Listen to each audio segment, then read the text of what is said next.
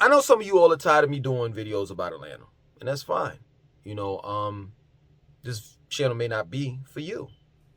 Not only do I talk about Atlanta, I talk about Charlotte, I talk about religion, government, and whatever is on my mind, and also as well as the people's minds, because I ask you all, what you want me to talk about, and I know some of you all don't like the Atlanta videos, but you got to understand one thing. I'm a people's person. Specifically, when it comes to my race. And, man, who is going to look out for black people other than people such as myself that care? Real talk. Like, as much as you hear disappointment in my voice when I talk about black people, I want the best for you all.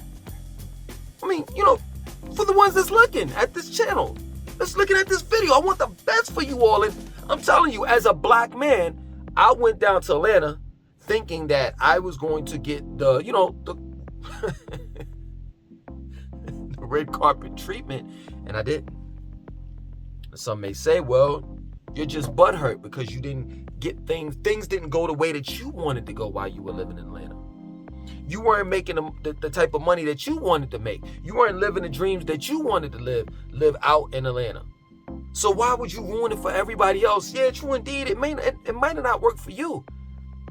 But it's obvious that it's working for roughly 6.5 million people that's in the metro Atlanta area. And you know what's so funny, man?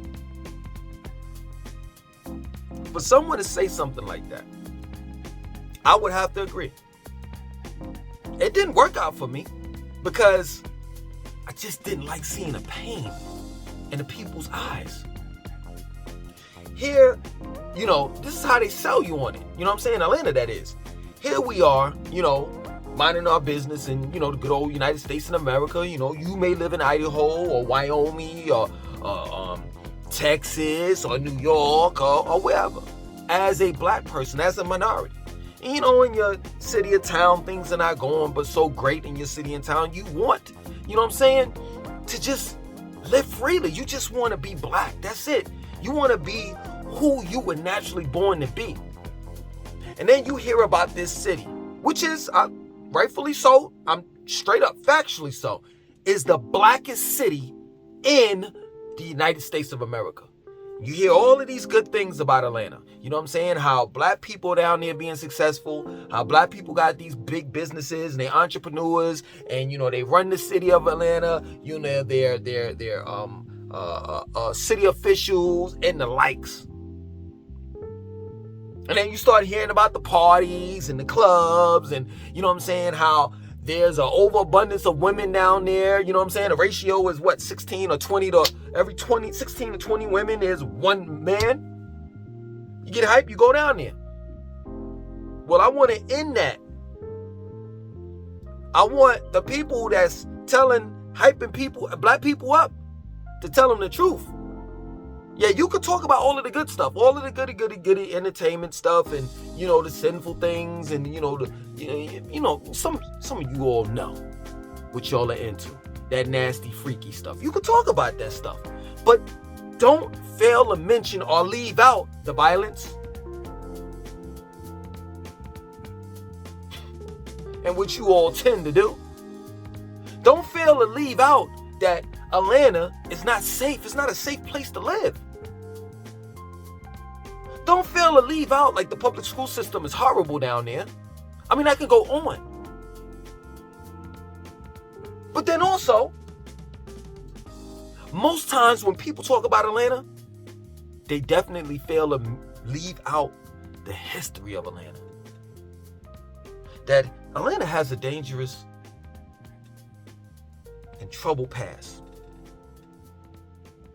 And it surprises me that as much as people talk about Atlanta, They don't know some of the deepest and darkest secrets that Atlanta has. One of them being, come on, let's be real, there was 28 children. Yeah, you don't want to talk about that, right? To be factual with you, between 28 and 32 children between the years of 1979 and 1981 were killed. You don't believe me? Check it out. You want me to go on with the deepest and darkest secrets? What about Lake Lanier? You know, that's you all's drinking water down there in good old Atlanta. And then also, you know, you all like that live in Atlanta and Metro Atlanta, you all like to go up there, you know, for Thanksgivings, not Thanksgiving, excuse me, for 4th of July's and stuff like that for the holidays and cook out. You don't want to talk about Lake Lanier, right? You don't want to let nobody know that under water, there's literally a neighborhood, a community that black people used to live on. It's buried underwater. And of course, there are dead bodies there. Every summer, no lie, every summer, every year, this is my word, every year someone dies at Lake Lanier. Straight up. Last summer, I think 9 people died, if I'm not mistaken. I know you all are going to correct me if I'm wrong, so go ahead and say, oh, no. It wasn't 9.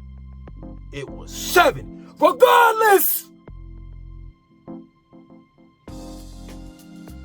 I know some of you all live around lakes.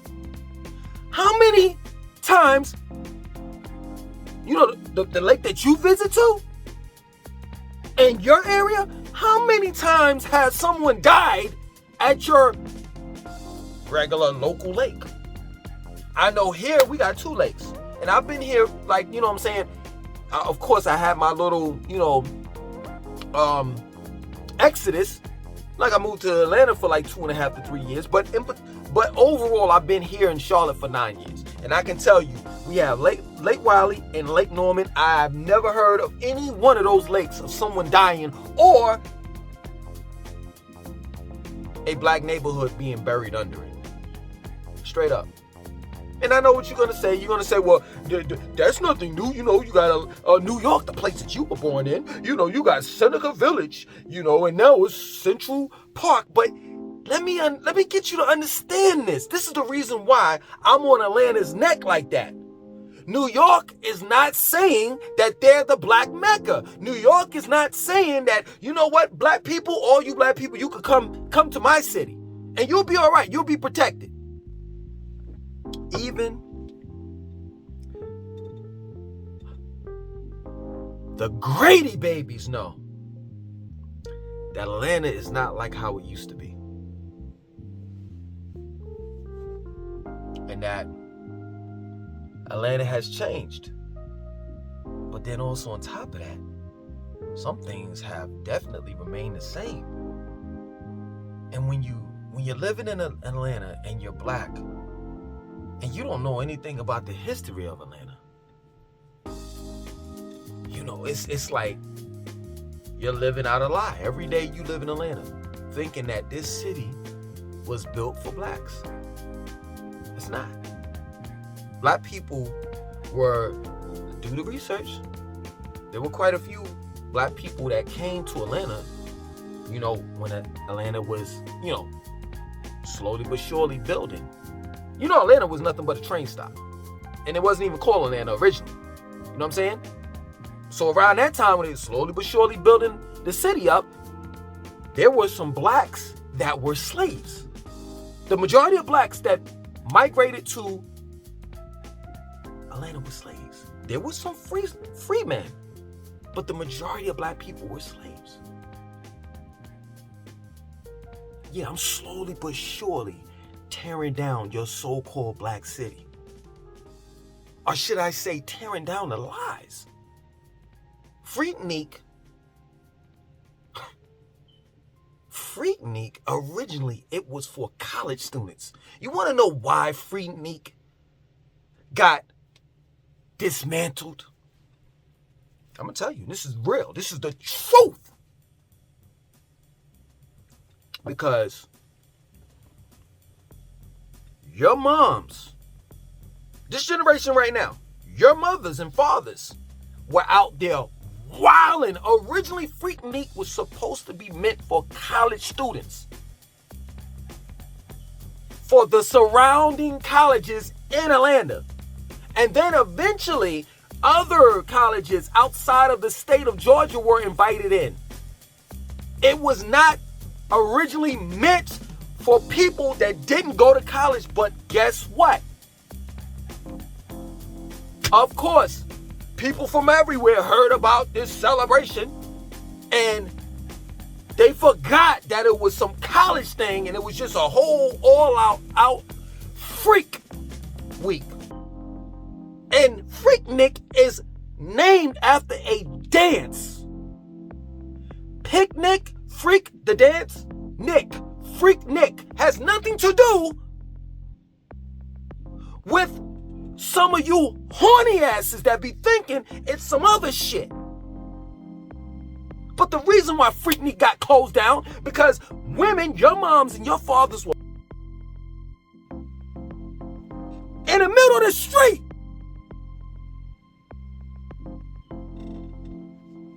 Chicks were twerking on top of cars, performing fellatio inside of the car while men are driving down the street. Well, yeah, man, everybody got stories of a Freaknik. Everybody. Because that's eventually that's what it led up to. Everybody coming. And then the mayor had to just shut the whole damn thing down, because that's what it turned into, a big ass cesspool where women and men were having sex in the middle of the goddamn streets and sucking blowjobs, all types of stuff. But this is not new behavior in Atlanta, or new behavior when it comes to black people. You know how many? Man, you know how many events I've been to, black events that is, where I've seen such behavior? Literally, women giving men fellatio. That ain't nothing new. Whenever you go to a black event, wherever there's a little corner area where nobody can't see you, you best believe somebody's getting fellatio over there.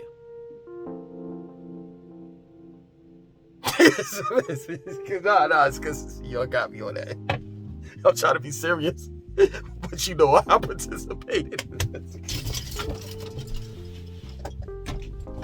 Nah, y'all supposed to be on this black power stuff. It's supposed to be like real dead serious and stuff. It's supposed to, you know what I'm saying? But I'm not gonna lie.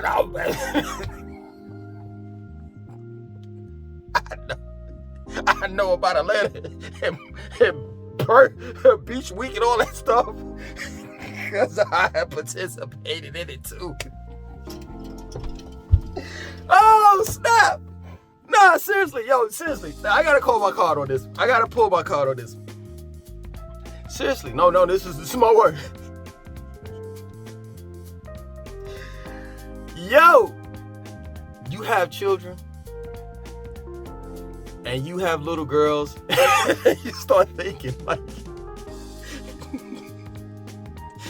I remember when my mom's told me, hear me out, I'm making it relevant. I remember when my mom's told me one day,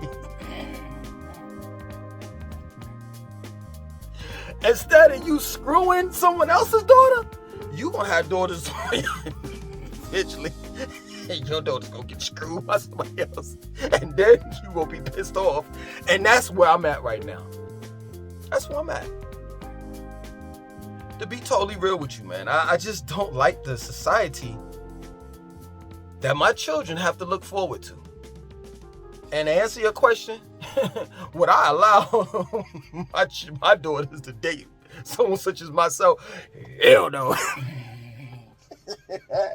I've changed a lot. And that's what you do when you get older. You mature. You start to see, you know what I'm saying, your childish ways. You start to see just how much you participated in society, whether it is positive or negative. And I can tell you, I've done a lot of negative in my life. Straight up. And this is my way of giving back. Yeah, you may not like it. You may not like that I talk about Atlanta because you live in Atlanta, because you love Atlanta. You know what I'm saying? You may not like it. But I haven't lied at all. I haven't. I was just as much as a fool as everyone else. I got tricked into actually believing that Atlanta was, you know what I'm saying, the solution to all my problems. And I went down there, and you know what I found out? That all along throughout my life, I was the problem. I was always in my own way. Straight up. We want to constantly blame any and everybody for our shortcomings, instead of looking at that man in that mirror and blaming it on that person, which is you. And that's real talk. I don't like the way black people being treated down there. I don't like the homelessness. I don't like, you know what I'm saying, the corrupt government that's down there, local corrupt government that's running the city of Atlanta. I don't like the racism down there. I don't like the classism. I don't like the fake people. I don't like, you know what I'm saying, the fact that there's an underworld or underground, whatever you want to call it, that very few people know about, but it's evident. It's there. And you hear stories and about things that go on in Atlanta, and it's just like, you gotta be kidding me. You gotta be kidding me. Some things I could talk about, and some other things, you know, I can't.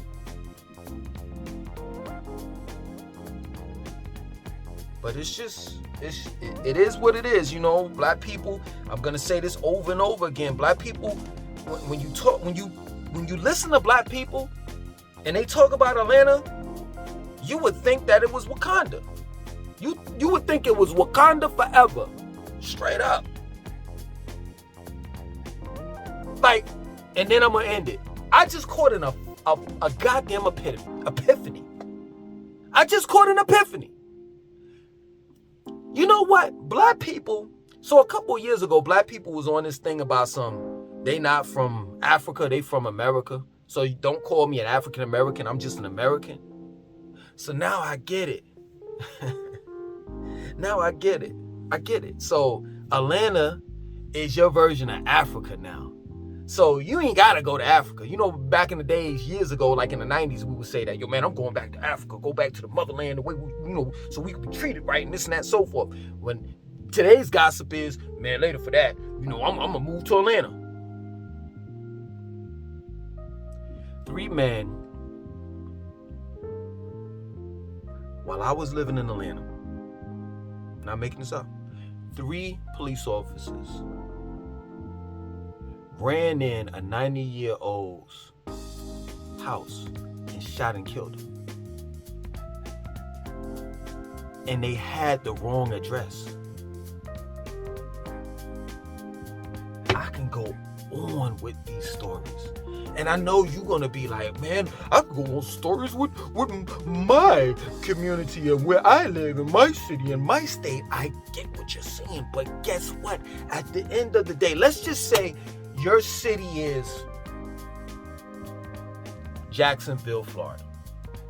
Jacksonville, Florida is not saying that they're a black city. Nobody's saying that.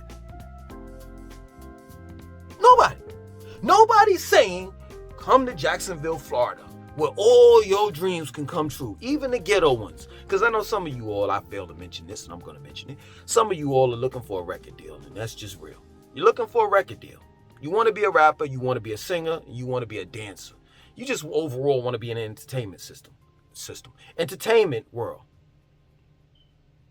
Let's be honest with yourself. And you thinking that you can go down there and make it. Well, I could tell you that there are millions of others that think like you. And Atlanta choose people such as yourself out, chews you up, and spits you out.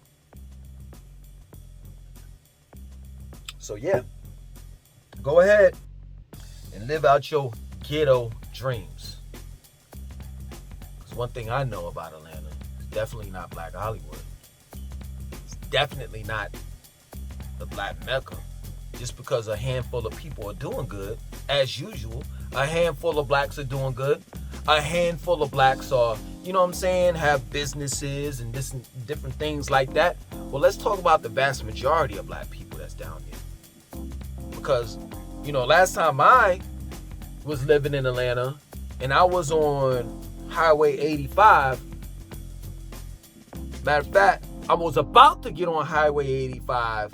I was on 400, and then you know how that bridge is, how it curves into and comes down into 85. Well, I was about to go down to 85 as I was on the bridge or ramp or whatever you want to call it. Wherever I was at, I just knew that I'm looking at this homeless dude right here, and I'm like, how in the hell did you get up here?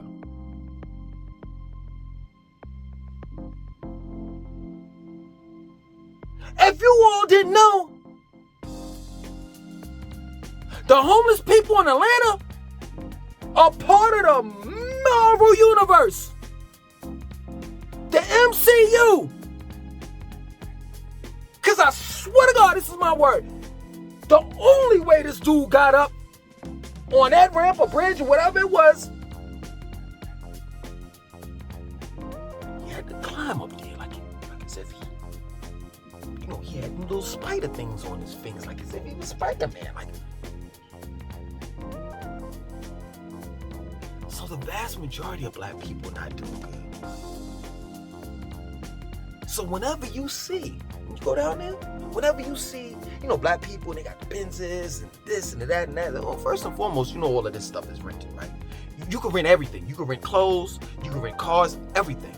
You can rent a lavish lifestyle, right? Just know that black man, not all of them, but quite a few of them, think on an individual level.